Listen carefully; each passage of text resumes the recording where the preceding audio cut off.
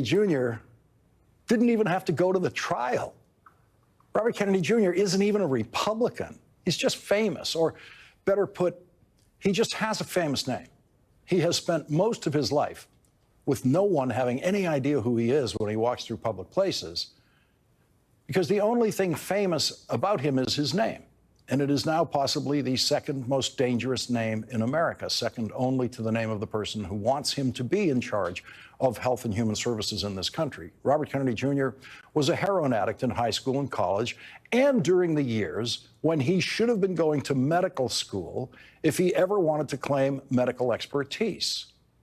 Just as the confirmation process for Matt Gaetz will include many public discussions about the federal sex trafficking investigation that focused on Matt Gaetz and a friend of his, and the House Ethics Committee investigation that also studied those charges.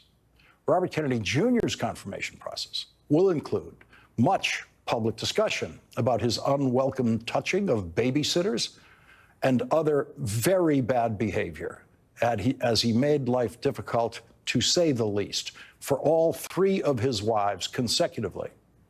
But the most important thing to know about Robert Kennedy Jr. is that there are probably people dead tonight because of him. Thousands of people who followed his medical advice on vaccines in the middle of a deadly pandemic. At least Matt Gaetz didn't kill anyone.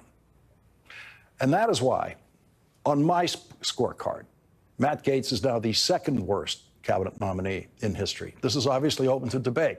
And tomorrow, I suppose it is possible someone worse can be announced for Secretary of Education or Commerce or Agriculture. Washington is now reeling from 2 days of shock from the Gaetz announcement and then the Kennedy announcement. Congressman Jamie Raskin will join us with his perspective on Matt Gaetz, with whom he has served in the House of Representatives.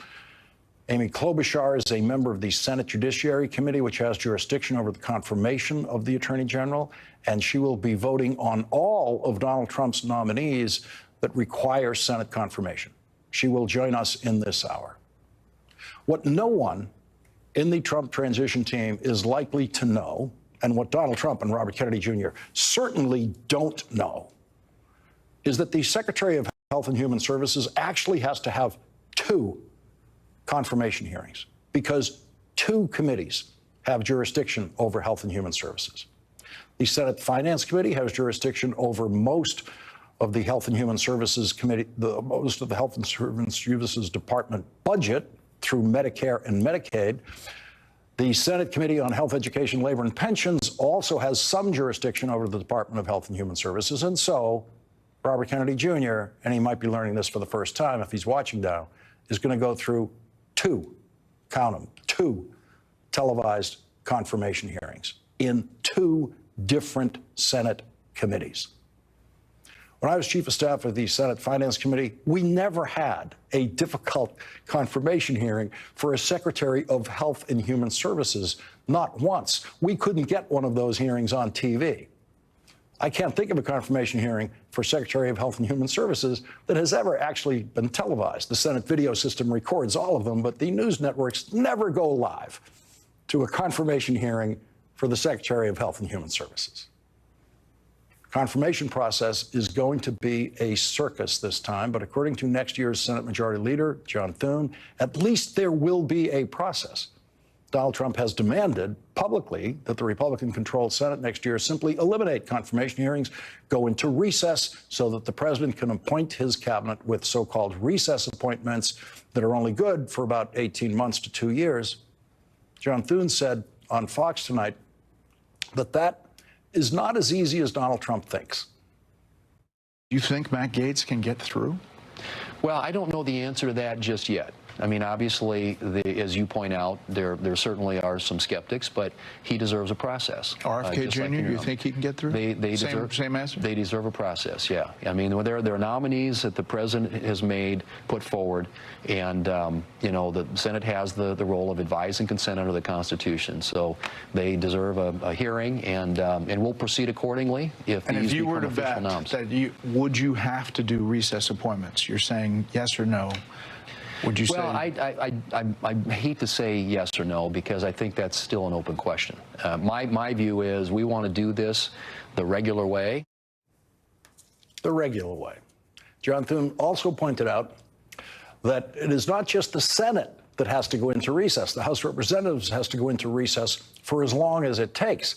And also, it requires a majority vote of both the House and the Senate to go into recess. And John Thune is doubtful that even enough Republicans in the Senate would vote to go into recess to appoint the worst nominees ever presented to the United States Senate.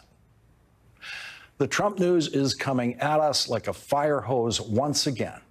And instead of getting drowned in that fire hose tonight, we are going to begin what I hope is a series of reports to voters that are absolutely critical to voter participation in a democracy. Most important thing to know when you look at a ballot is what you are voting for. And that isn't easy to do because your only choice on the ballot is who you are voting for. Many voters mistakenly thought when they voted for Donald Trump that they were voting for someone who would get things done in their community. That's because most of us, and that very much includes me, don't always know who to credit for the good things or the bad things that government has done. Who did that? Who built that new bridge? Who rebuilt our airport to make it a state-of-the-art airport? Why did that new chips factory locate in that town? Who did that? The answers to those questions are critical to informed voter participation in a democracy. People will automatically get refunds from airlines next year when their flights are canceled, and they won't know that Joe Biden did that. People will be driving over bridges with their kids in the back seat, not knowing that that bridge was rebuilt and made safer by Joe Biden. It would take much more than the full hour of this program to describe what Joe Biden did as president of the United States.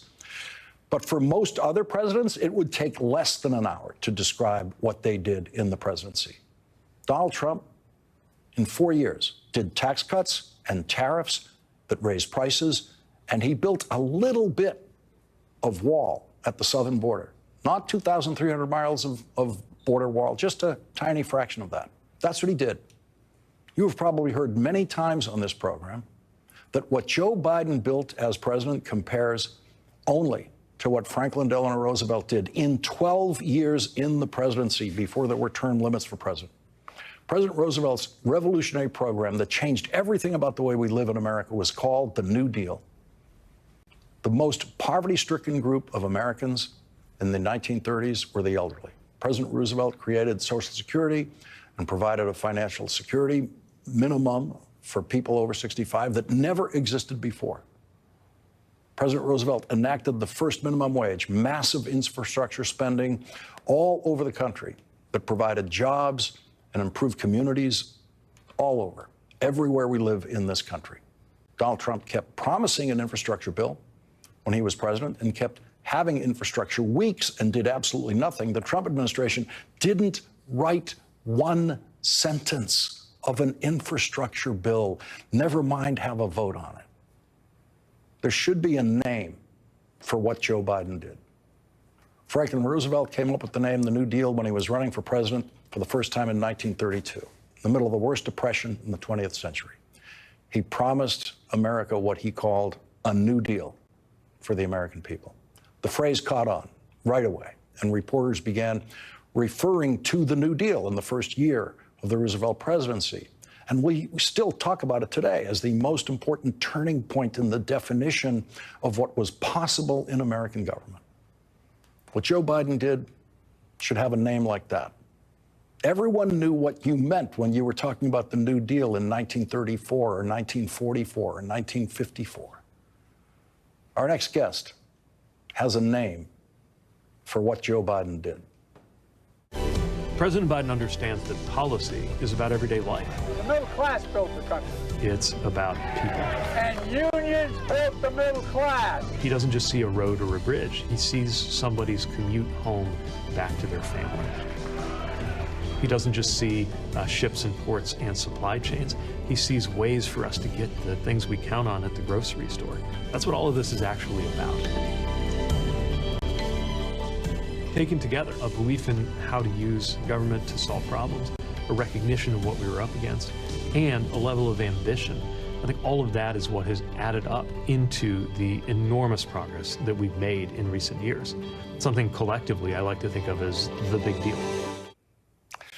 Leading off our discussion tonight is Transportation Secretary Pete Buttigieg. The big deal. Let's get it started right now. Let's see if it can catch on. I hope it does. You know, first of all, I think it's a Biden-esque turn of phrase, but also the only way to really capture the transformative investments that have been made, certainly in transportation infrastructure, the part that I've had the honor and privilege of working on, but also the removal of lead pipes that have been poisoning children for decades in this country, the extension of broadband internet access to millions of households, the improvements to the energy grid.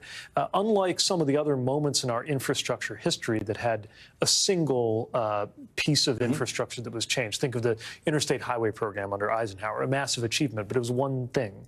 The Transcontinental Railroad under Lincoln. But this is a little bit hard to characterize because it touches so many things that the only thing that all of those different kinds of investments really have in common is the scale, the scope, the imagination, and that recognition that confronted with the crisis, in some ways, as FDR was confronted with a crisis, President Biden responded with a level of ambition, saying, let's take the tools of government, use them to solve both short-term and long-term problems. And that's what this decade of infrastructure is all about. How do we get voters to understand who did that? This fundamental thing. All they get in the voting booth is a name, and they don't know why are things running so much better in my town or in my state because of things that people in government did. Might be your governor, might be your mayor. You've been a mayor. You've been trying to get that credit for yourself, I'm sure, as mayor sometimes. Yeah, and you know, we have been out there working with governors and mayors because one of my favorite rules of political mathematics is somehow it works out that if two willing parties share credit for something like this, each party walks away with 2/3 of the credit, and it can be a beautiful thing. Of course, we've also seen people trying to take credit for projects that they opposed. I mean, really? You know, I try not to be cynical about this, but again and again, we've seen often it's been Republican members of the House, you know, telling their constituents, I delivered this project. It was out of President Biden's infrastructure. Let me ask you something about the mechanics of this, right? Because you've got transportation, huge piece of the infrastructure bill. Yeah. And the way I know the way that works, I mean, I was also the chief of staff of the Environment and Public Works Committee in the Senate, which has a lot to do with the public works aspects of the infrastructure bill. And so I know when you pass one of these laws, the transportation secretary gets calls, gets letters from members of Congress saying, can you please make sure this project in my district, in my town, gets funded? Have you been getting those requests as secretary from Republicans who voted against this? All the time. Yeah, absolutely. Yeah. Why don't you just run out to a microphone every day? It's so tempting. It's so tempting. But, you know, President Biden made it clear to this administration that we're not going to punish Americans, constituents, for the behavior of their representatives. Oh, sure. No, so but I mean, please punish the people who voted against it. Well, we're certainly going to call them out. Yeah. And we have. And you know, I think it's important just to remind everybody that this infrastructure package didn't just happen. We talk about it now like it couldn't have been any other way. It was 3 years ago